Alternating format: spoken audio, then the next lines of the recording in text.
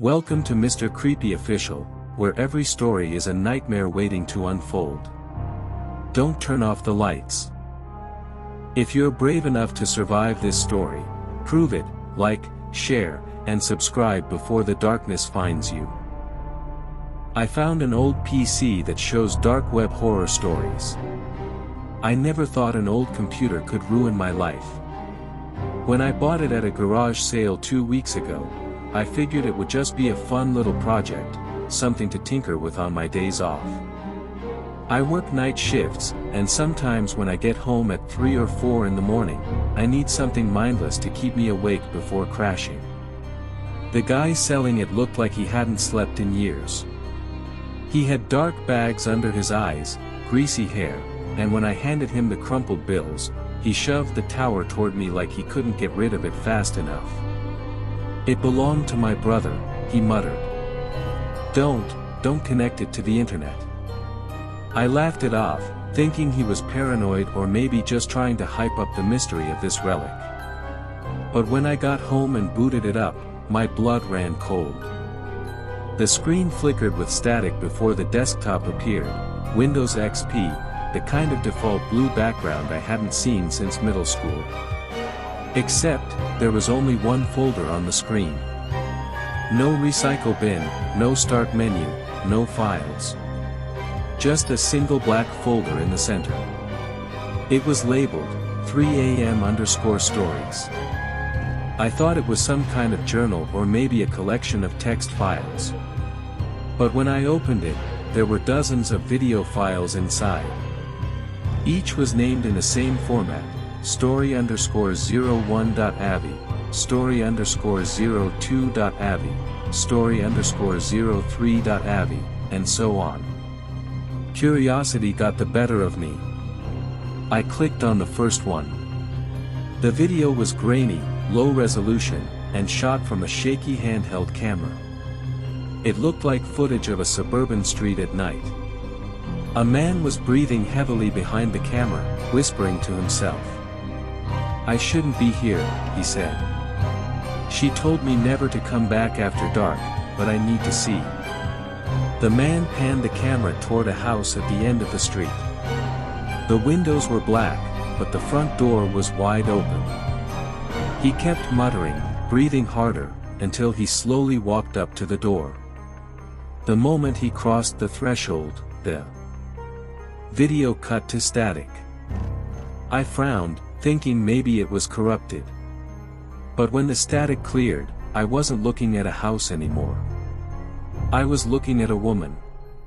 She was tied to a chair, her face covered in duct tape, her eyes wide with terror. Behind her, something moved in the shadows. Something tall, wrong, almost humanoid but bent at impossible angles. The man filming dropped the camera, and the screen went black. That's when I heard it. Not from the speakers. From inside my apartment. A faint whisper, just behind me. "Keep watching." I froze, my heart pounding. I spun around, but no one was there. My apartment was empty, silent except for the low hum of the PC tower. I told myself it was in my head, maybe leftover sound from the video. But I couldn't shake the feeling that I wasn't alone. Still, against my better judgment, I opened the next video. This one was filmed in what looked like a basement. The same shaky cam, the same heavy breathing. Someone whispered, "He told me it would be here. I just need to see it with my own eyes." The camera turned, and there it was, a row of cages. Inside each cage was a person. Their eyes were sewn shut, their mouths crudely stitched with thick black thread. They shifted slightly when the light hit them, like they could still sense movement despite their mutilation. One of them began to hum. A broken, muffled sound through stitched lips. The others joined in, and soon the basement filled with this horrific chorus of muffled humming. The camera shook violently as the man screamed. The last frame before static showed a figure crawling along the ceiling, head twisting unnaturally as it descended toward the cameraman. The video ended. My chest was tight, my palms sweaty. This wasn't some creepypasta video dump. These felt real. Too real. And then I noticed something that made my stomach lurch. A new file had appeared in the folder. Story_49.avi. When I first opened the folder, there had only been 48 videos. I was sure of it. But now, the number 49 sat at the bottom. And it was timestamped with today's date.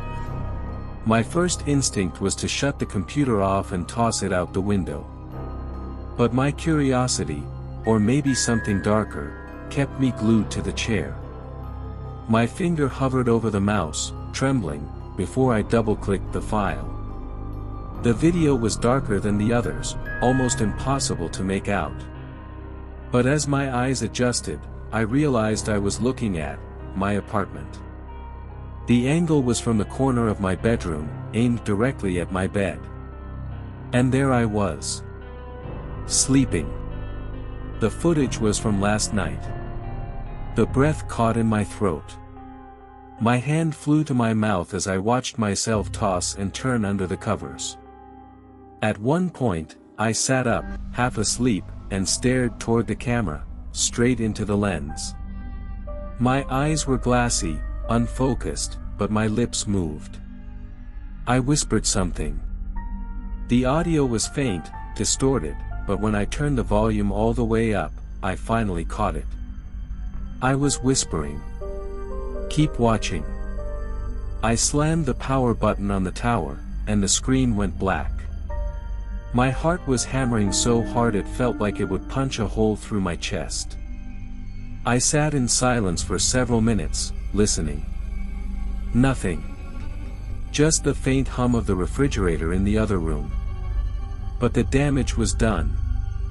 That footage, of me, in my own bed, whispering those words, it couldn't exist. There was no camera in my room. I checked every corner, every vent, behind every piece of furniture. Nothing. Still, when I lay down later that night, I couldn't sleep. Every shadow looked like it was watching me. Every creak of the building sounded like footsteps. By the time morning came, I was running on fumes, terrified of closing my eyes again. I told myself I wouldn't touch the PC again. But of course, I did. It started 3 nights later.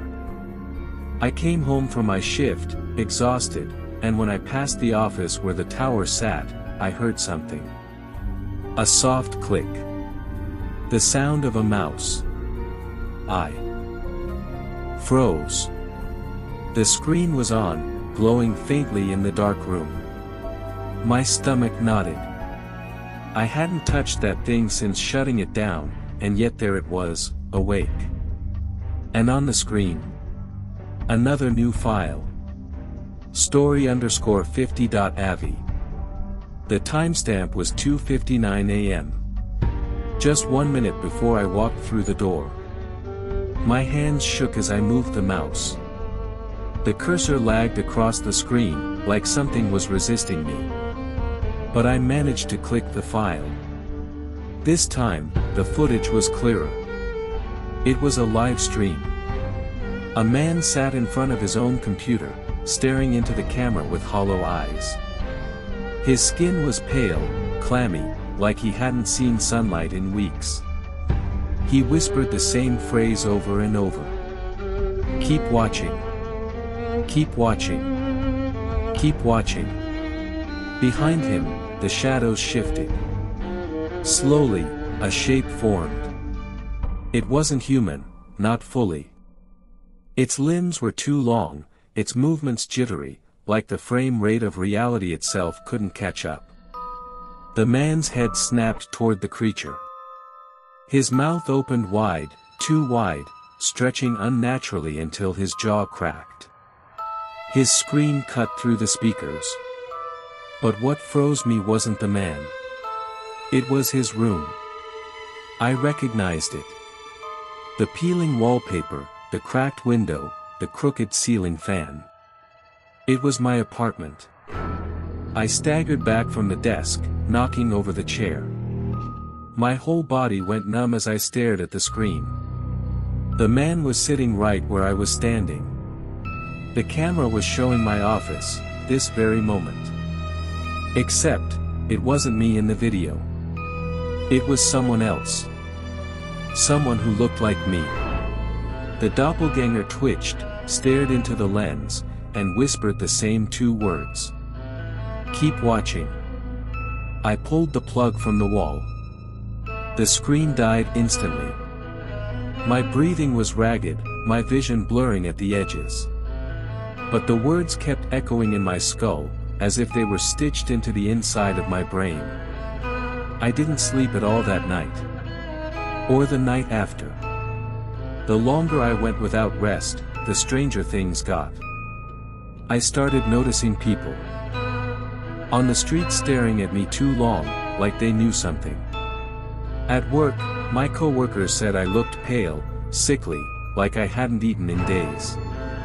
One of them even swore I was talking to myself in the break room when I hadn't even been there. By the end of the week, I was unraveling. I decided to get rid of the PC. I carried the tower out to the dumpster behind my building at 2 in the morning.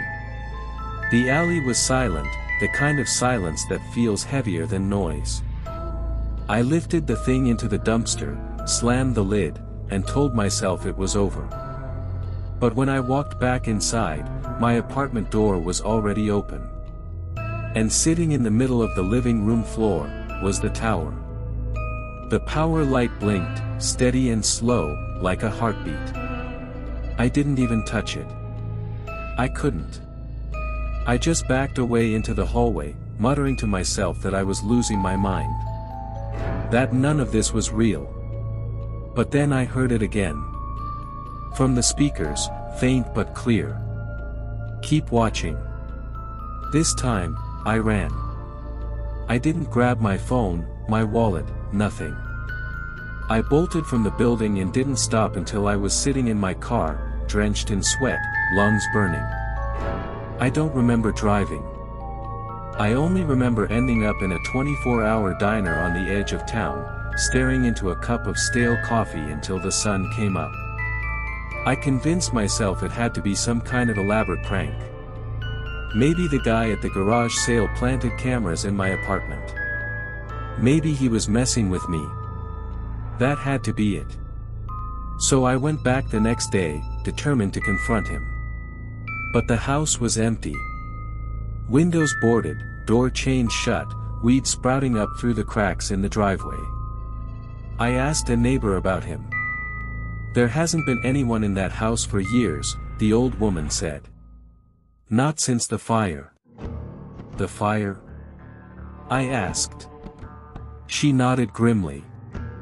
"Man who lived there was found burned alive.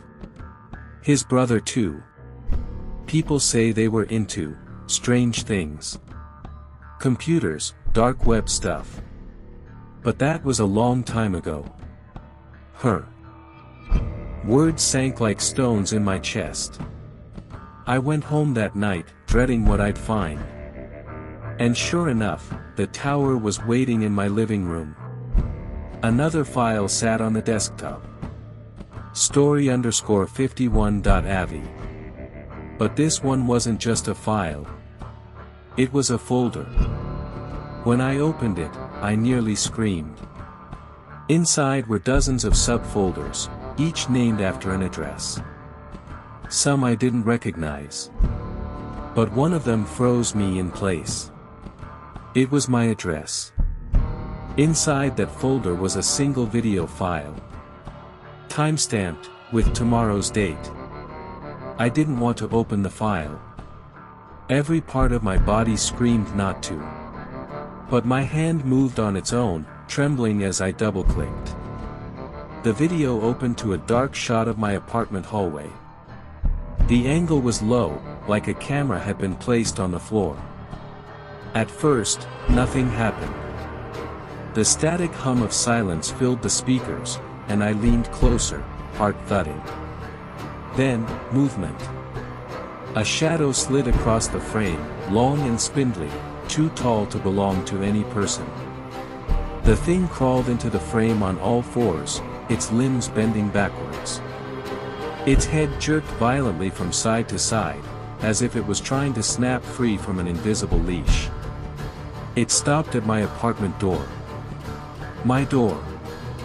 The camera zoomed in without anyone touching it. Slowly, the door creaked open. And there I was. Not me exactly, but something wearing my face. Its eyes were black, pupils blown wide, its mouth slack and dripping with some dark fluid. My double leaned out into the hall, cocked its head toward the crawling thing, and whispered the phrase that was drilling deeper into my brain every night. Keep watching. The camera shook, fell sideways, and the footage dissolved into static. I tore myself away from the screen, my stomach twisting. It wasn't possible. There was no camera in my hallway. And yet, the angle, the timing, the creak of the hinges, it was all exactly right. Like the video had already been filmed. Like tomorrow had already happened. I didn't sleep that night. Didn't move from my couch. The tower's power light blinked in the corner like it was mocking me. By the time the sun came up, I decided I needed help. I called the cops. I told them I had been sold stolen property, that there were videos of disturbing things on it. I thought maybe they'd confiscate the PC and take it away from me. The officer came by around noon, a tired-looking guy who clearly didn't want to be there. He followed me inside, I pointed to the tower, and he plugged it into the outlet. When the screen flickered on, the desktop was empty. No folder. No files. Just a blank screen. I swore up and down that there had been videos, dozens of them. But the officer just gave me that look, you know, the one people give when they're sure you're losing your mind but don't want to say it out loud. He asked if I'd been drinking, then told me to get some sleep. Before leaving, he put a hand on my shoulder. Stay off the dark web, son. That place doesn't play by the rules. And then he was gone. I sat there for hours, staring at the empty desktop. Maybe it was over. Maybe it had all been in my head. But at exactly 3 a.m., the folder appeared again. 3 a.m. stories. The same black icon, pulsing faintly like it was alive. I opened it, dread crawling through me. The files were back. All 51 of them. Except now, a 50-second file was waiting. Story_52.avi. This one was different. It wasn't grainy or distorted. It was clear. Crisp. Modern. The video opened on a diner. The same diner I had run to that night when I fled my apartment. The camera angle was from the far corner, showing the booths, the counter, the bored-looking waitress refilling coffee. And in the corner booth, me. I was hunched over a cup of coffee, pale, exhausted. Exactly as I'd been just a few nights earlier. My chest tightened. The camera slowly panned closer, closer, until it was right behind me. I could hear my own ragged breathing. Then my head turned. Slowly. And I looked directly into the lens. My lips moved.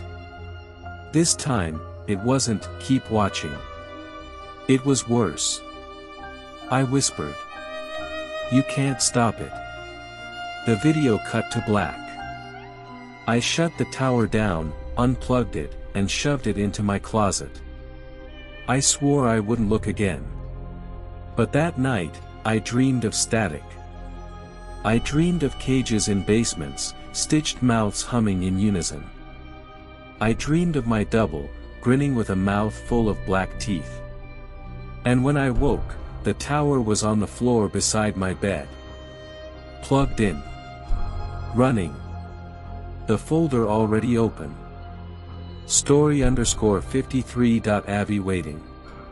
And next to it, a text file. Read_me.txt. My hand trembled as I clicked it.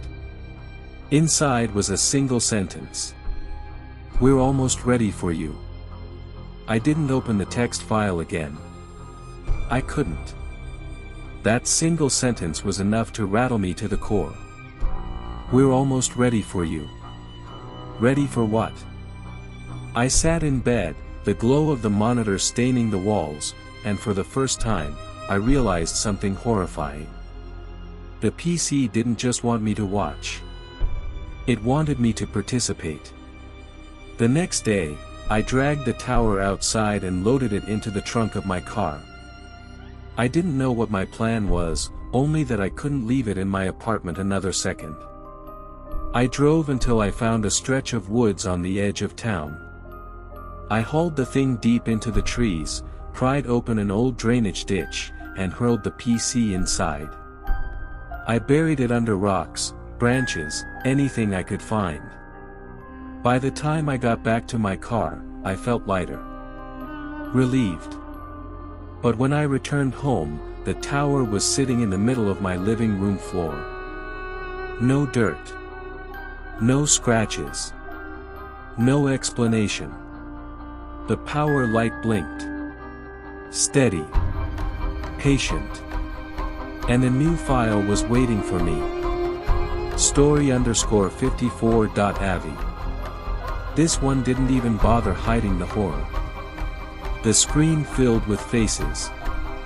Dozens of them. Some alive, some clearly dead, some in between. Their eyes were bloodshot, their mouths sewn, but I could hear them. Humming. That muffled, broken chorus again. And then the camera panned. Down. The faces weren't on bodies. They were stitched into a wall. Skin stretched and nailed, lips quivering as they hummed louder, faster, like they were trying to tell me something through the thread. The camera tilted up, and for a split second, I saw it, something massive moving in the dark. Too big to fit in frame. Its shadow poured across the stitched faces like oil. And then, just before the static swallowed the screen, every single face mouthed the words in perfect unison. We're waiting. I slammed the monitor off, gagging. I couldn't breathe. My apartment walls felt too close, like they were leaning in. I stumbled outside just to gulp the cold air, but even then, it felt like something was following me. Watching. For the next 2 days, I avoided the office. I didn't eat, didn't shower, just lay in bed with the curtains drawn. But every night, at 3 a.m. sharp, I heard the click. The sound of a mouse. Even with the door closed, even with the PC unplugged, the sound came. Always followed by that faint whisper in the dark. Keep watching. On the third night, I broke. I went back into the office. The screen was already on, the folder open, another file waiting. Story_55.avi. I clicked it, because I had no choice. This one showed a staircase. Wooden, narrow, leading down into pitch black. A flashlight beam shook as the cameraman descended. Step by step, the boards creaked under his weight. At the bottom was a room. And in that room was a chair. Someone was tied to it, head drooping forward. The camera circled slowly until the face was visible. My face. The figure in the chair lifted its head, eyelids fluttering like it had been asleep. When its eyes opened, they were completely black. It smiled, lips splitting unnaturally wide, and whispered the words I'd come to dread more than anything else. We're almost ready for you. The video ended. I didn't scream. I didn't cry. I just sat there, numb, staring at my own distorted reflection in the dark monitor. And then I noticed something new. Another folder had appeared. This one wasn't called 3am_stories. It was labeled, installation. Inside was a single executable file, setup.exe. And beneath it, in plain text, run to countdown. The folder sat on the screen like it was breathing. Installation. I hovered the mouse over the setup.exe file, my hand trembling. Every instinct screamed don't touch it, but the truth was I already felt trapped. Whether I clicked or not, the PC was already inside my life, inside my head. And maybe, just maybe, if I ran it, I'd finally see the end of whatever this was. I double-clicked. The screen went black. Then, slowly, white text appeared, line by line, like some old DOS program booting. Installing. Please do not turn off your computer. The progress bar began crawling across the screen, sluggish and deliberate. My stomach knotted tighter with each percent. At 33%, the lights in my apartment flickered. At 47%, the temperature plummeted. My breath fogged in front of me.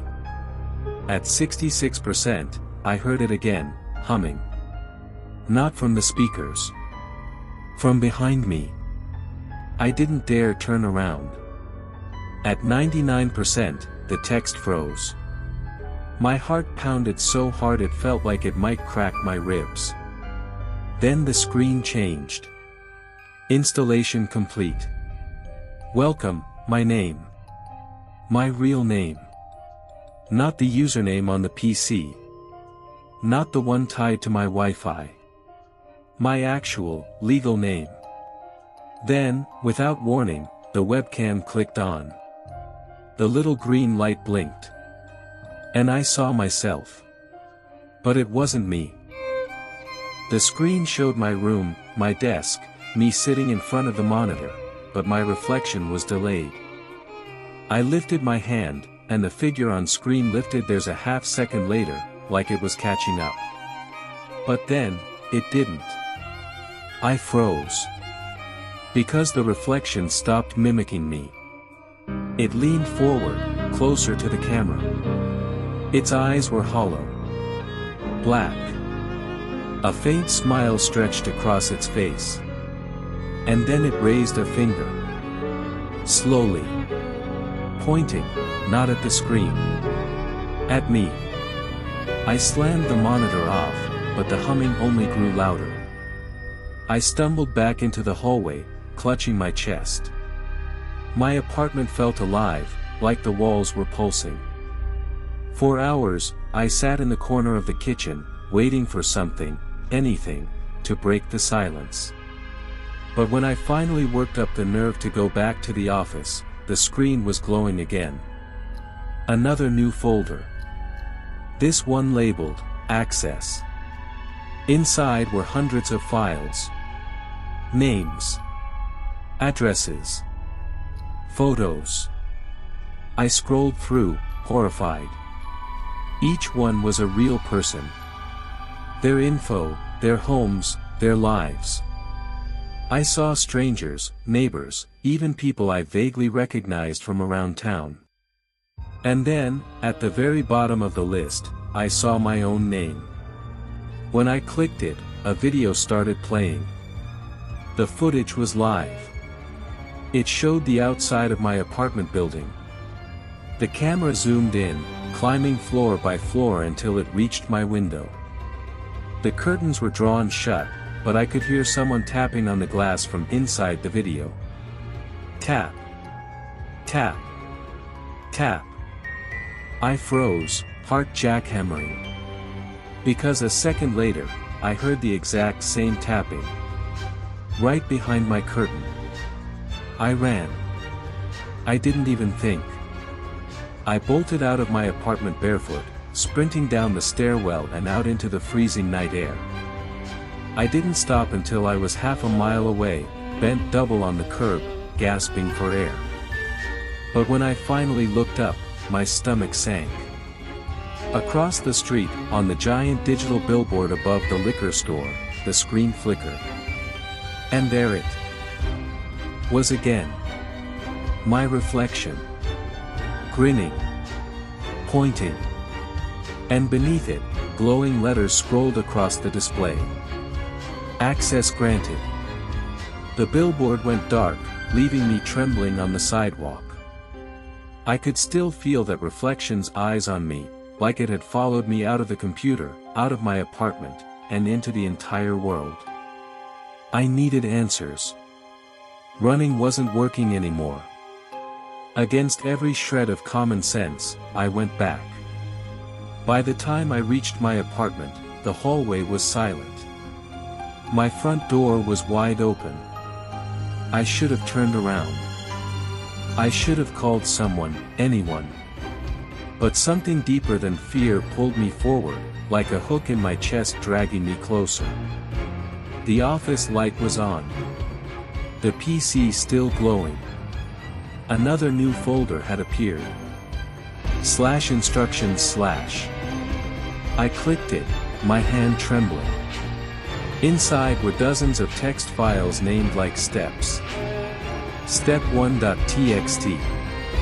Step 2.txt. Step 3.txt. I opened the first one. Step 1, do not leave. My throat tightened. I glanced toward the open door, the one I just walked through. Behind me, it slammed shut. I opened step 2.txt.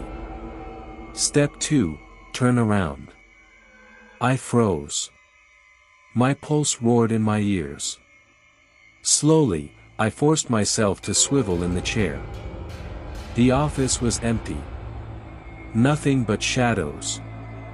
But faintly, in the reflection of the PC screen, I saw someone standing in the corner of the room. Tall. Motionless. Watching. I whipped around, nothing there. The file closed itself. Step 3.txt opened automatically. Step 3, obey. Suddenly the camera turned on again. But instead of showing me, it showed a dark room I didn't recognize. A single bulb swung overhead, creaking. And beneath it, a chair. Someone was tied to it. Their face was covered with a burlap sack, their head lolling to the side. I leaned closer to the screen, stomach dropping. That person was wearing my clothes. The same shirt. The same jeans. The same scuffed sneakers I had on right now. I stumbled back from the desk, my heart trying to claw its way out of my chest. The humming grew louder again, vibrating through the floorboards. The screen flashed white, then new text appeared. Access level, deep. Step 4, wait. I didn't know what to do. I couldn't breathe. Every instinct screamed to leave, but the files had said don't leave. And I knew, somehow, that if I disobeyed, something worse would happen. So I waited. Seconds dragged into minutes. The humming never stopped. Then, faintly, beneath the hum, I heard it. Footsteps. Not from outside the apartment. From inside. Slow. Deliberate. Moving closer from the hallway. I spun toward the doorway. And saw a shape. Tall. Thin. Shadow stretched unnaturally long across the floor. It was walking toward me. The PC chimed again. Another text file popped up on screen. Step 5, let him in. The words on the monitor burned into me. Step 5, let him in. My throat went dry. The figure in the hallway stopped moving, as if waiting for me to decide. I shook my head. No, I'm not doing this. But the screen flickered violently, filling with static. A deep, metallic groan vibrated from the speakers, like a door hinge that hadn't been oiled in centuries. Then new text scrawled across the white screen. Failure to obey will result in removal. Before I could move, the air shifted. The overhead light dimmed to a sickly yellow, the shadows stretching longer, wider, until they seemed to peel off the walls. The figure stepped closer. I could see it more clearly now, its head brushing the top of the doorframe, its arms dangling too long, hands grazing the floor. The monitor chimed again. Step 5, open the door. But the door was already open. And that's when I realized. It didn't mean my apartment door. It meant the office door. The one I had kept closed every night, just to keep the glow of the PC contained. My hand moved without my permission, gripping the knob. My body felt hijacked, like I was just a passenger in my own skin. I fought it, straining. Teeth gritted, but the knob clicked and the door swung wide. Darkness bled in. The tall figure vanished from the hallway. But something else entered the office. A stench, thick and sour, like burnt hair and rotting meat. My eyes watered instantly. The monitor flickered again, the camera lights snapping on. Now the feed showed my office from a different angle, like someone else was already inside with me, filming from the corner. I saw myself on screen, standing at the open door, shaking. Behind me, the figure slid into view. I spun around. Nothing. I looked back at the screen, there it was again, standing inches behind me, its face a blur of static like a corrupted file. My pulse thundered. I whipped around again, but there was still nothing. The text updated. Step 6, do not look away. I froze. The camera feed zoomed closer. The figure leaned over my shoulder now, towering, head tilted like it was studying me. Its blurred face seemed to ripple, like hundreds of mouths trying to speak at once under the static. I couldn't look away. Not from the screen. Not from it. Every second felt like it was scraping away at me, grinding my sanity into dust. And then, the feed changed. The figure was gone. Instead, the camera showed me sitting at the desk, only now my head was slumped forward, blood soaking my shirt. On the screen version of me, carved deep across my chest, were the words. Access granted that I couldn't move. Couldn't breathe. The words on the screen, access granted, burned brighter until they blotted out everything else. Then, suddenly, the monitor went black. The room fell silent. I almost convinced myself it was over, that maybe I had finally resisted long enough to break whatever this curse was. But then the speakers crackled to life, faint at first, like someone whispering through a radio buried underground. The voice grew clearer, glitching between tones, sometimes male, sometimes female, sometimes something inhuman. Welcome. New user. The screen flared, showing a new interface. Not the cryptic steps anymore. This looked like an operating system, but stripped bare, coded in sickly green text on black background. In the center. Welcome to the gateway. You are now connected. Below it, a menu blinked into place. Each option had a date. And each date matched the murders. I scrolled through in horror. Every step I had been following was linked to someone's death. Their final moments had been streamed, recorded, catalogued here. And at the bottom, a new entry blinked in red. In progress, user 7219. Status, awaiting final step. That was me. I staggered back, heart hammering. The whispering voice continued through the speakers. The system requires completion. The story is not finished. On screen, another message typed itself out, slow and deliberate. Step 7, record your ending. I shook my head violently. No, you're not getting that from me. The office lights flickered. The door slammed shut on its own.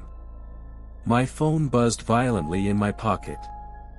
When I pulled it out, the screen glitched, every app, every picture replaced with one single file. A live feed. Of me. Right there, at the desk. But the me on my phone wasn't looking at the PC. He was looking directly at me. I dropped the phone, stumbling back. My other self on the tiny screen grinned, wide and unnatural, as though his jaw had unhinged. The PC chimed again. Failure to complete will result in termination. Please begin your recording. Suddenly, the webcam above the monitor clicked. A tiny red light turned on. It was already recording. I slammed my hand over it, but the screen showed my face anyway, shaking, terrified, trapped. And over the image, text burned across. Streaming live to the network. Audience connected, 4,218. My blood froze. Thousands of people were watching. Watching me die, the numbers kept climbing. 4,218 viewers. 567. 5,002. My hands trembled as I tried to shut the PC off, but no matter how many times I jabbed the power button, it stayed on. The fans roared louder, the glow from the monitor pulsing like a heartbeat. Then, new text appeared across my own terrified face on screen. Audience poll. Choose his ending. 4 options blinked in crimson letters. Fire. Blades. Noose. Unknown. The chat window at the side lit up with messages streaming so fast I couldn't keep up. Noose. Let's see him choke. Blades, blades, blades. Unknown. Always choose unknown. Trust the system. I backed away from the desk, shaking my head. No. You don't get to choose. I'm not playing this sick game. But my protests didn't matter. A bar appeared beneath the options, percentages climbing in real time. Unknown, 68%. The room seemed to grow colder as soon as it locked in. The whispers returned, not from the speakers this time, but from everywhere. The walls, the vents, the floorboards. You have chosen unknown.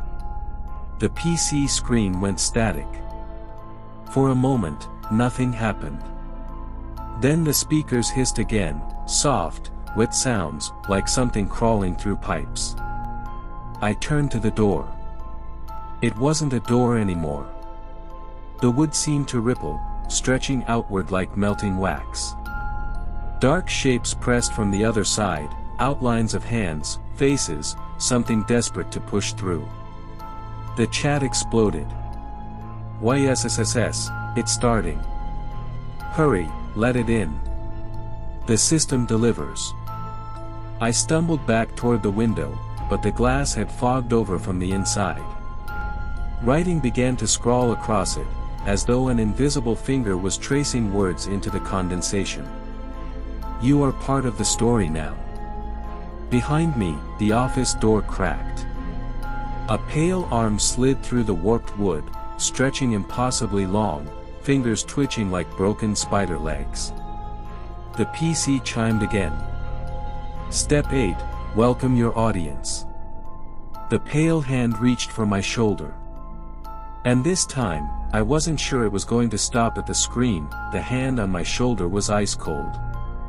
My breath hitched as its long fingers dragged down my arm, leaving behind streaks of black residue that smoked against my skin. I stumbled, slamming against the desk, knocking the mouse to the floor. The PC screen flickered, showing the chat. He touched him. Yes, yes, keep going. Pull him in, pull him in. I screamed, wrenching myself free, but when I looked at my arm, the black streaks were sinking deeper, like veins crawling under my flesh. The speakers roared to life again. Audience command, interaction enabled. The warped door burst open, and the figures that had pressed against it began spilling into the room. They weren't whole, faces half-formed, mouths too wide, eyes filmed white. Their bodies flickered, glitching like corrupted video files, yet every step they took shook the floorboards. One leaned close, its face inches from mine, and in a voice layered with thousands of overlapping tones, it whispered, "Say hello to them." The chat went insane. Make him wave. Smile, smile for us. Kill him now. The monitor glowed brighter, and words appeared. Step 9, entertain. The things moved closer, circling me. My reflection appeared in the glossy surface of the PC screen, except it wasn't me. My reflection was smiling, waving at the camera, blood dripping from its teeth. I looked down. My own arm was moving against my will, lifting, waving just like the reflection. My mouth twitched, forcing itself into a jagged grin. No, stop. I screamed, trying to fight it, but my body didn't listen. The audience howled in the chat, thousands of messages flashing at once. Yes. Perfect. Keep dancing for US. The screen pulsed with another message. Step 10, give your final performance. The room went pitch black. And then, one by one, red lights began to flicker on around me, like stage spotlights. The creatures froze, waiting. The audience was waiting too. And I realized, this wasn't just horror anymore. It was a show. And I was the star. The spotlight seared my eyes. The air smelled of burnt wires and rotting flesh. The creatures surrounded me like an eager audience, silent now, waiting. The PC's speakers crackled. Final step, close the show.